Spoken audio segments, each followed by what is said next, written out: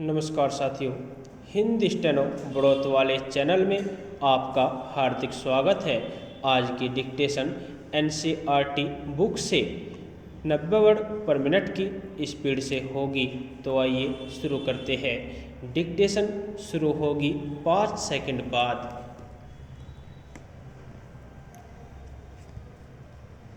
Start. Dhanram की मंदबुद्धि रही हो या मन में बैठा हुआ डर कि पूरे दिन घोटा लगाने पर भी उसे 13 का पहाड़ा याद नहीं हो पाया था।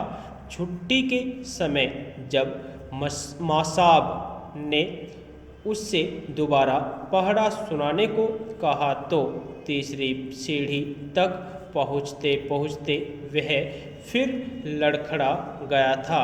लेकिन इस बार मास्टर त्रिलोक सिंह ने उसके लाए हुए बैत का उपयोग करने की बजाय जबान की चाबुक लगा दी थी। तेरे दिमाग में तो लोहा भरा है रे, विद्या का ताप कहाँ लगेगा इसमें। अपने थैले से 5-6 दरातियाँ निकालकर उन्होंने धनराम को धार लगा लाने के लिए पकड़ा दी थी। किताबों की विद्या का ताप लगाने की सामर्थ्य धनराम के पिता की नहीं थी।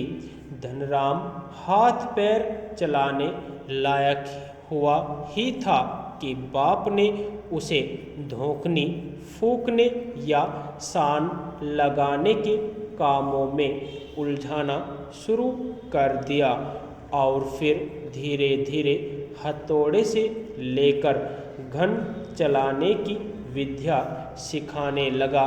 फर्क इतना ही था कि जहाँ मास्टर त्रिलोक सिंह उसे अपनी पसंद का बैत चुनने की छूट दे देते थे, वहाँ गंगाराम इसका चुनाव स्वयं करते थे और जरा सी गलती होने पर छड़ बैत हत्ता जो भी हाथ लग जाता उसी से अपना प्रसाद दे देते। एक दिन गंगाराम अचानक चल बसे तो धनराम ने सहज भाव से उनकी विरासत संभाल ली और पास पड़ोस के गांव वालों को याद नहीं रहा वे कब गंगाराम के ऑफर को धनराम का ऑफर कहने लगे थे। प्राइमरी स्कूल की सीमा लांघते ही मोहन ने छात्रवृत्ति प्राप्त कर त्रिलोक सिंह मास्टर की भविष्यवाणी को किसी हद तक सिद्ध कर दिया तो साधारण हैसियत वाले यजमानों की पुरोहिताई करने वाले वंशीधर तिवारी का हौसला बढ़ गया और वे भी अपने पुत्र को पढ़ा लिखा कर बड़ा आदमी बनाने का स्वप्न देखने लगे।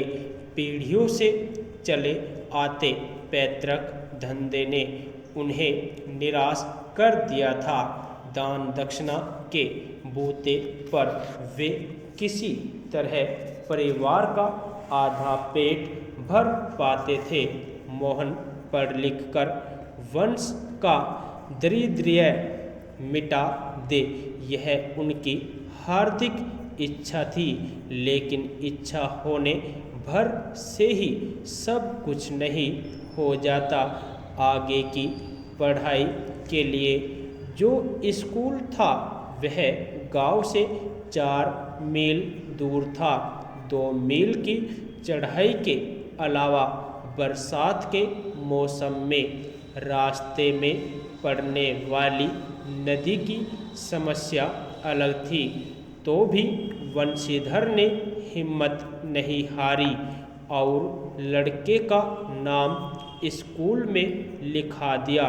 बालक मोहन लंबा रास्ता तय कर स्कूल जाता और छुट्टी के बाद थका मांदा घर लौटता तो पिता पुराणों की कथाओं से विद्यावसनी बालकों का उदाहरण देकर उसे उत्साहित करने की कोशिश करते। यदि आपको डिक्टेशन अच्छी लगी हो तो हमारे चैनल को सब्सक्राइब तथा लाइक व शेयर भी करें। धन्यवाद।